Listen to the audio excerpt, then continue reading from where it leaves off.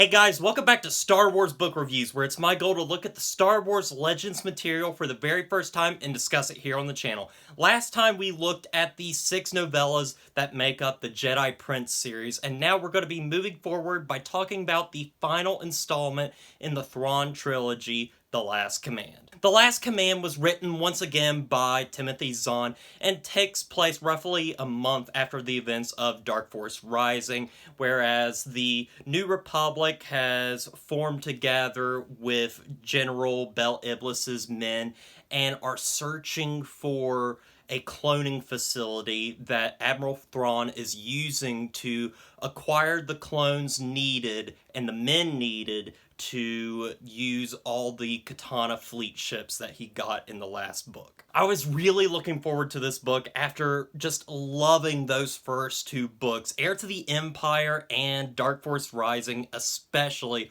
are some of the best Star Wars books that I have read. They were just incredibly entertaining, and I loved Zahn's voice, and I love what he was able to do by continuing the Star Wars story past the events of Return of the Jedi. So there was a lot hanging on this one, and overall I left satisfied but a little disappointed.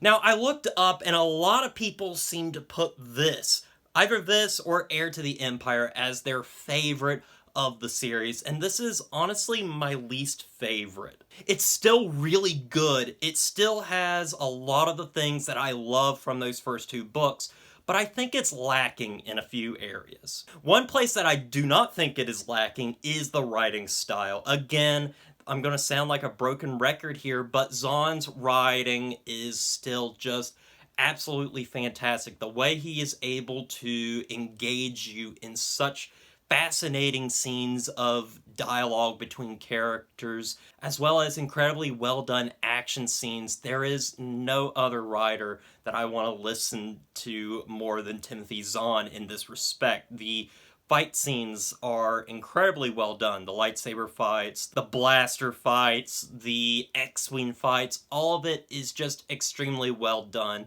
as well as the stuff going on with the characters, particularly this time with Luke Skywalker and Mara Jade.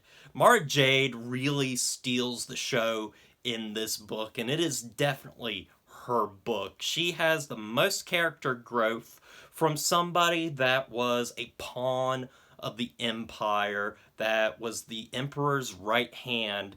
She has been wanting to kill Luke Skywalker all this time, and so to see her on this journey, having to work with Luke Skywalker and eventually having to face Luke Skywalker in a very interesting way was just really great stuff for her character, and I absolutely loved it. I also loved, of course, Grand Admiral Thrawn. Once again, he's really awesome, although I just don't think he has as much to do in this one. He's not as sinister or as calculating as he was in those first two books, but he is still a great villain nonetheless, and his death scene, spoiler alert for a pretty old book, is just fantastic. It is very well done, and just the way I see this character going out, he gets betrayed by one of his own men, and it's just very well done, and his final lines are just perfectly said. It's basically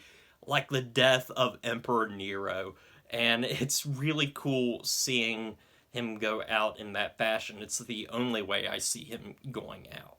But also, I love some of the more intimate moments of this book, particularly the scene where Leia gives birth to the twins, Jason and Jaina Solo, and that scene in particular is really heart-wrenching and very beautifully written. I think that Zahn did a good job at being really subtle, but also being just so sweet and good, and just, it was something really special to see Han Solo in particular in this moment of tenderness that we don't normally see him in, and it was really, really well done. Also, I think the climax, as silly as it is at times, I think is just a blast to read. We have Luke fighting a clone of himself called Luke with 2 U's, and we have Jorah Sabath going on preaching his word to Luke and Mara Jade, and it's so much fun, and I just really, really enjoyed that stuff. There's also a really awesome battle on Coruscant where the Empire is trying to infiltrate Coruscant, and it's just a lot of fun. There's a lot of big moments in this book that I just absolutely love, that are what I want to see in a Star Wars movie or a Star Wars book. However, I do have my problems with this book, and a lot of it comes down to just familiarity, as well as just the plot isn't as large in scope, or just doesn't have a lot going on. There's not much plot in this book. In fact, it took about 200 pages for us to get our characters on their journey, to know exactly what they were going to do. They were going to go to this cloning facility to destroy it. And that's a lot of pages of build-up and just not a lot going on. And I wasn't as interested in a lot of the other characters' subplots, particularly with Leia, which was crazy because she was such a standout in that second book, and I loved her storyline. But here, she just doesn't have that much to do, mainly being on Coruscant. But there are some good moments along the way. Also, Talon Card's storyline is a lot of smuggling and getting people together, and it's just not that entertaining to read. I found myself kind of glossing through it, just trying to get through it, when I was really wanting to get back to the stuff with Thrawn and Luke and Mara Jade. That stuff was really good. The stuff isn't bad, it's just, it doesn't grip me as much. Also, I felt that Timothy Zahn kind of just decided to wrap up some plot lines really, really quickly, such as this plot line that is brought up in the second book where Bel Iblis is talking about how he was afraid that Mon Mothma would eventually become like somebody like the Emperor, and we don't really see that play into anything in the book. They basically just kind of, are on the same side eventually, and there's no real, conversation between them. There's not any tension, really, and that was really disappointing. Also, they made a big deal about the Empire having this big, giant, 200-ship katana fleet in the second book, and they don't do much with it. Well, I guess they destroy the cloning facility at the end of this book and everything, and so there's not a lot of people to man the fleet. But I was hoping for something a little bit more with that, and I didn't really get it. Also, there's a lot of meandering in this book. As I said, the first 200 pages is a lot of meandering, not really knowing what the plot of the story really is. But then we meander some more as our characters all get on Wayland, which is this planet that has the cloning facility on it, and it's just them going around in a forest or a jungle for a couple of chapters, and it's just not very interesting. But what is interesting is when they finally get to the climax of the book in the cloning facility, and we get some really great stuff that is also rather silly. Now, I know a lot of people love this book and love this trilogy as a whole, and would have liked to have seen this kind of be the sequel trilogy in a way, but I can't deny how silly this third act is, especially when you have these clones. Like, Jorah Sabath, he's a clone, and he has, he's a clone because he has 2 U's in his name, Jorus.